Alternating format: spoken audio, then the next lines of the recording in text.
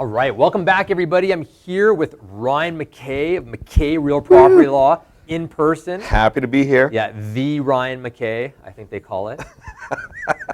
Good to see you. First of all, you have been super involved the last year or so, and Ryan is holding some of the coolest events, and I just want to give a big shout out. Tomorrow, you guys are doing a hike. You guys Absolutely. did skiing stuff. Where are you guys hiking tomorrow? We're going to be hiking at Rawson Lake. Awesome. Yep, yeah, it's awesome. going to be a beautiful day for it. And I got to say something about Ryan is that consistently when we do our preferred supplier surveys, things like that, you have some of the highest ratings in terms of your customer service systems, and consistently your realtor clients just absolutely love you, and I know your clients love you. We've been clients ourselves, so Yep. Well done and thank you. Well, thank you. And so now, and what I love about CIR, about Lindsay, is they always take such good care of me. They're always there, thinking about everything. And earlier today, Lindsay used the word philosopher to describe me, and he was just doing that as a possible explanation for the hair. So thanks for that, Lindsay. Perfect, yeah. That's right. Yeah, it's very Marcus Aurelius or something like that. I like it. That's awesome. Okay, so we're going to be talking about holdbacks today, and there's two things we want to talk about. Number one, we want to talk about some issues that are coming up with holdbacks, and we want to talk about how to write holdbacks, the mechanism around it. Now, take us through, first of all, so what we're talking about just really quickly is something's wrong with the house, or the deal, because it can also be RPR related, and you want to protect your buyer. So what you're doing is you're saying, okay, seller is supposed to do this, but if they don't, then I'm going to hold some money back. Exactly. And that's the deal. So the lawyer would hold on to those funds typically. Yep. Okay, so Ryan, what are some of the issues that we're finding coming up on the lending side? You bet. So what's happening lately is the banks have always been worried about any kind of a cash back to the buyer. Yeah. That's a big thing for them because, of course, usually we have clients that have a legitimate end that they want to meet. There's a problem with the roof. They want to see that roof get fixed. But they want, they might not necessarily have the money to do it. Totally. And so there was a time when people would write, cash back into the contract, on possession, seller to give $20,000 to the buyer, and there was a point in time where that sometimes worked. But now, of course, banks look at that, and their worry is that you're looking at the house, and you say, I like that house, but I really like the boat in the garage. Yes. So it's a $600,000 house. Why don't I just give you $800,000, and then, you give me a $200,000 cash back, and you know what I mean? And so crazy things could happen. And so that worries banks, and so of course that's offside. That's something that we can't do. But banks now are worried about holdbacks in kind of two different ways. Okay. The one thing that they're worried about is that a holdback is just another way of saying cash back, and I don't know why they would have that.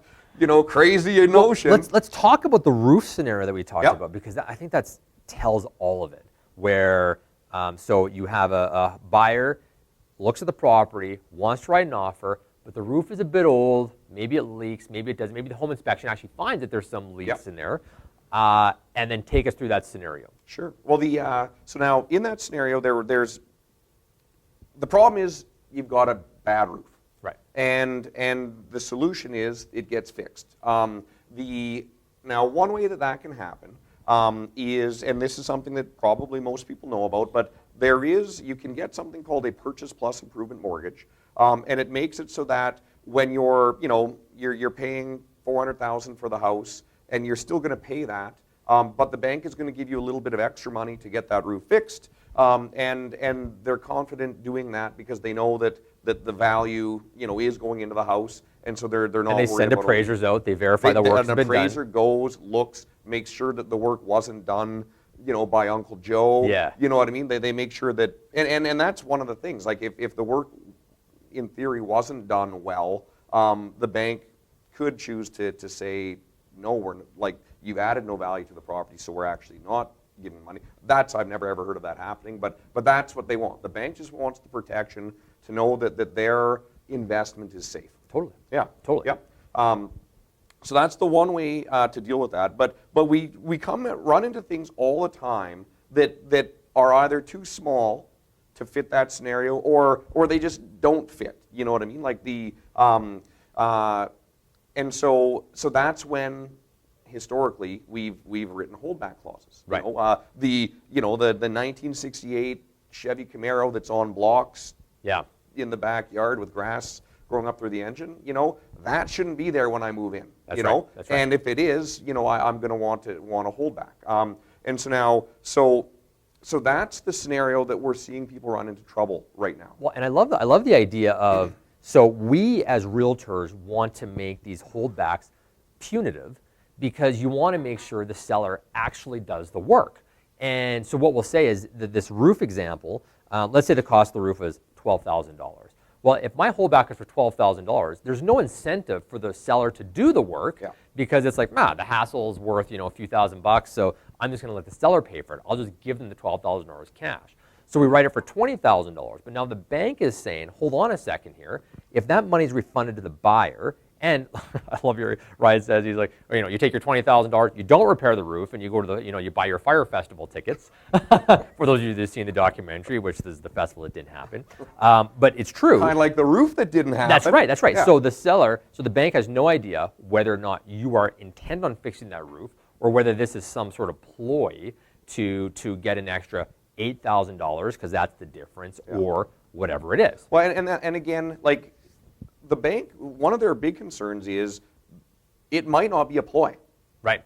There's a $20,000 holdback because Totally. there's $20,000 worth of roofing that needs to be done. Totally. And if it's not done, the property, like, we know that it's a $400,000 house that has a $20,000 problem.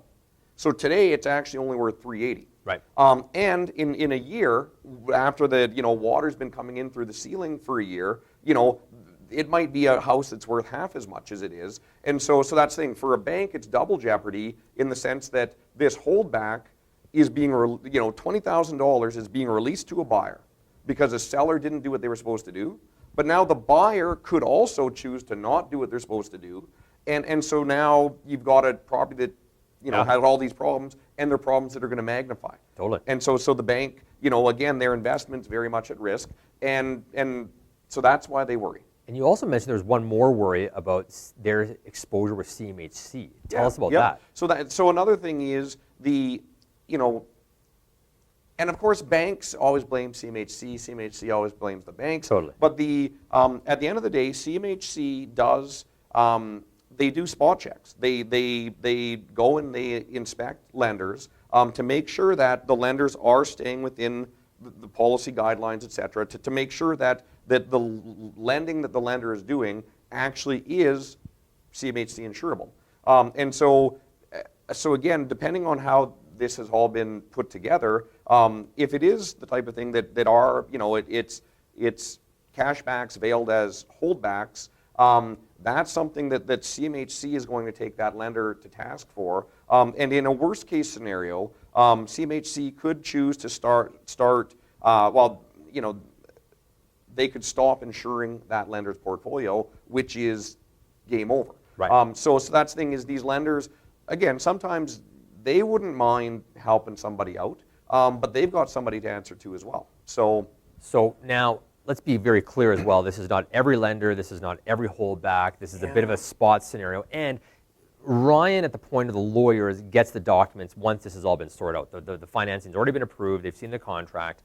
But as proactive as you are, you've actually thought about some solutions for this for your clients when they come, when they're at the stage of the lender. So typically you'd be working this with your mortgage broker, or your mortgage professional. So tell us now, Ryan, what a solution that you have brainstormed and came up with that can that the banks would be more happy with because it alleviates some of their issues. Yep, you bet. So this is because I've been hearing about this for about a year, and I've been hearing about this for years, but I used to hear about it once a year. Right. Now I'm literally hearing about this once a week. So it is becoming a bigger thing. And again, on our side, we're still getting contracts that have holdbacks in them. Totally. You know what I mean? So it's not something that you're going to get taken a task on every time, but just know that it's something that's out there waiting.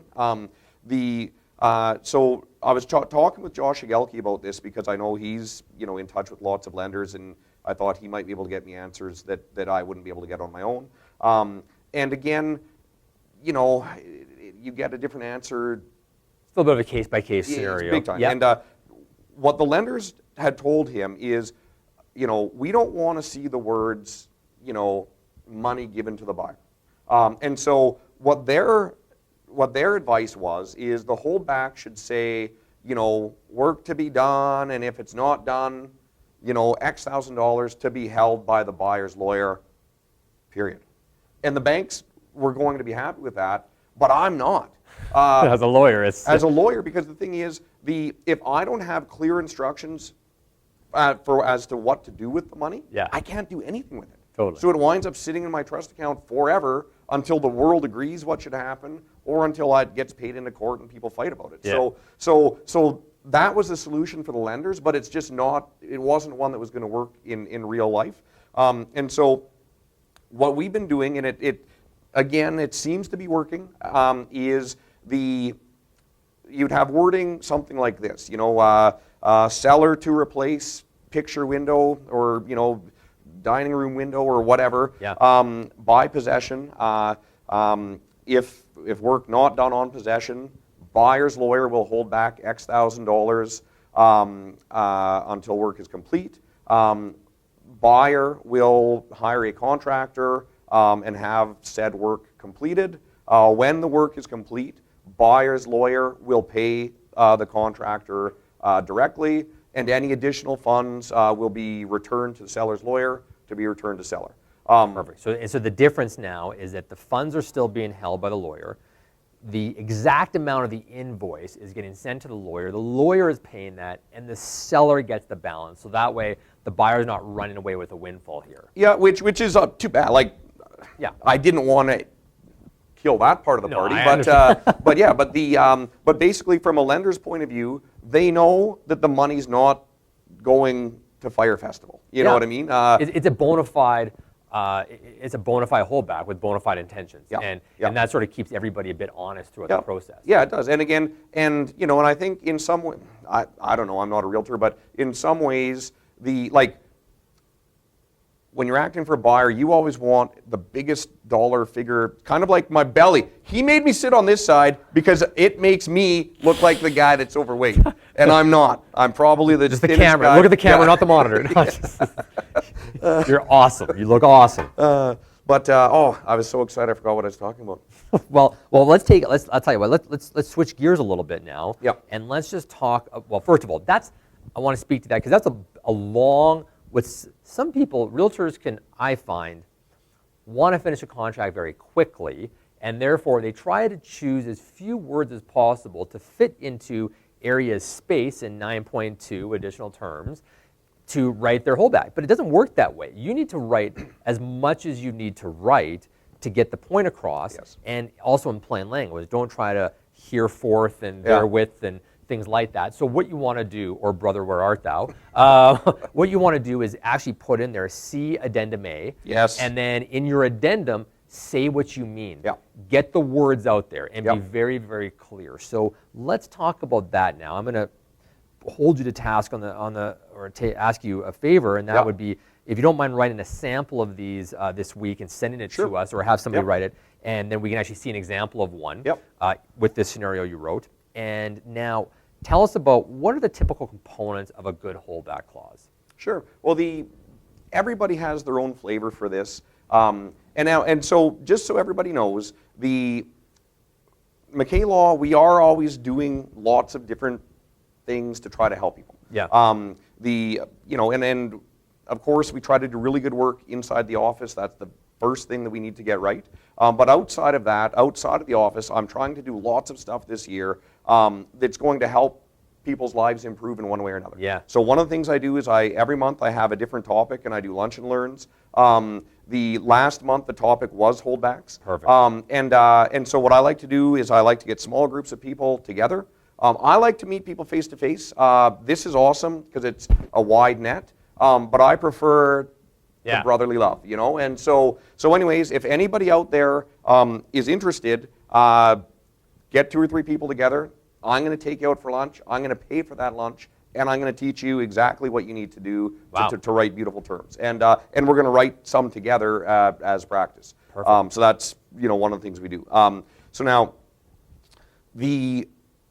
again, every lawyer has their own flavor, you know, as to how to write one of these things. And some, you know, I know there's people out there that have the, you know, the 1, 2, 3, you know, here's your 3 steps. Yeah, fair. I don't look at it that way.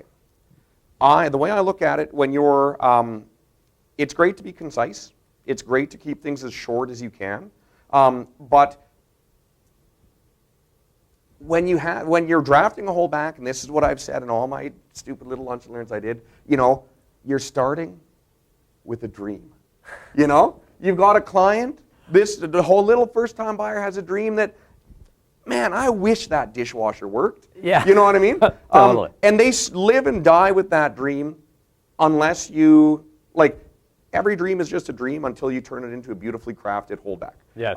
And so for me, when I'm writing a holdback, the way I look at it is I'm telling a story. Yeah. Yes. You got to totally agree. I'm like creating a rainbow that starts and ends. It doesn't stop in the middle. Yes. And that's thing. I'm telling the story of the greatest dishwasher that ever got fixed in the best way possible. And again, and that's the way I think of it, because there's so many different weird things that we need to write holdbacks on. Yeah. I don't find that those 1, 2, 3 right. Yeah. scenarios get you where you need to go. But it's almost like if you're telling me a compelling story, I'm asking you the question, well, and then what happened?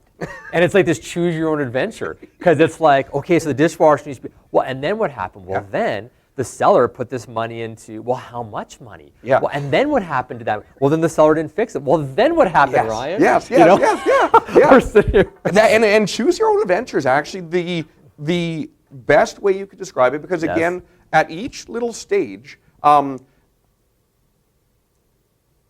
know, like dishwasher fixed. Yeah. That's a story. Yeah. You know, but sometimes, like at some critical junctions, you know, dishwasher fixed is saying enough, but sometimes you need to say dishwasher fixed by this person. Well, that's or this type of person. Or, Bingo. And that's thing. And so and sometimes it doesn't matter. You can do it. The freaking kid down the street can do it. I don't care who does it. Just get that Chevy off my lawn. That's right. Remove the junk. But you know, heart surgery. Kid down the street, you can do it. Yeah. So well, the roof repair is a good example of that. Yep. You could say, you know, to be repaired by, you know, was it Guns and Hoses or whatever it is, and that's, you know, you figured out they're a roofing company. In the background, like Guns and Hoses. They got the radio ads. So I'm sure we got a great roofing companies on Best My Nest as well. Yep. But you could select a vendor so the quality is there. Yeah, yeah, and there's a million different ways to select quality. There's a million different ways to select time periods, to select modes of inspection. You know what I mean? Like, and again, and that's why you've just got to tell a story that gets all the way to the end that you want. Yeah. You know what, and again, sometimes it branches out because one of the ends is the seller does it, but if not, then, you know, but anyways, that's how I look at it. And the importance of due dates in pieces of that as well, so Yep. that we're not sitting in limbo forever. Yep. Ryan, you know, I want people to take you to task on that in terms of sitting down, getting together a group of people for you to connect with, and you always add value so much on that. And what we'll do is, if you could, again, get us a sample one, we'll use the dishwasher or a roof or whatever happens to be furnace, just let us know, and we'd love to send it out so you guys can see a sample of that. And please, please, please, you know, anything that you need from us, please let us know. And we always thank you for your time to come on today. I'm going to say one more thing. Love it. So so anybody out there that's listening, once a month I send out an invite letting people know what all the events are that are happening that month. If you're not on that list and you'd like to be, let me know. You can email me at rmckay@mckaylaw.ca or give my office a shout. But for example, this month, so I've got 4 different events this month. So this is all weird. Like it's, so I had a dream, you know, speaking of dreams, you know, there's nothing better than, you know, when you get together with your oldest friends, you know, and there's that like you feel calm and, you know, you're relaxed, and it's like, it's the best jokes, it's the, you know, I really wanted to create a world like that in my world. You know what I mean? Like the people that I'm dealing with every day, that's how I'd like to feel, you know, that's how I'd like us to all feel together, you know, and at the same time, I wanted to do things that were going to enrich people's lives in one way or another. So I came up with this thing that I call Mac Law Life. I like it. And I took that because Conor McGregor had Mac Life. Yeah. You know, so I just put law in the middle, and but I can still walk the same way. But and the thing is, so Mac Law Life, my thing was, I wanted it to be a community of friends that are all pursuing, what was the word that I used? Like polite improvement or pleasant improvement. Yes. And so that's the thing. So this month, you know, we're doing the hike tomorrow, and that's all about people getting together to enjoy each other's company and enjoy the thing that we look at without seeing. We see those mountains there every day. No one goes there. You know, like when I'm there, there's no one that speaks English the way I do. They're all freaking Australian, you know, New Zealanders. But so yeah, I want to get people out to enjoy that. Another thing that I'm worried about, we've got Stampede coming up, but every year I see nerds that show up and they're not in their Stampede gear. So I'm going to load up my bus, take it to a small town. We're going to go to a secondhand store, and we're going to get everybody geared up in cowboy gear. So that's another event we're doing this month. A friend of mine, Albert Watmaw from TD. Yeah, Albert might be watching today. Yeah, he is a dance instructor. Amazing. And on the 26th at Craft, he's going to be teaching everybody to line dance and two-step. So you can, you know, I can't do either of those things. So I'm looking forward to learning that. Awesome. Yeah, and then we're also doing a lunch and learn on what does in writing mean? Because in writing actually means a lot more. There's a lot more things that we do that would be considered writing. Like, anyways, that text that you're sending might be sealing a contract. Get on the email list. Yeah, get on that email list because we're always doing awesome stuff. Amazing. Amazing. Ryan, thank you so much again. You're a good man. Yeah. Thanks for the invite. Catch up to you soon. All right, we're going to be right back, and we're going to be talking about capitalizing on your summer events with these great networking principles. Talk to you in a bit.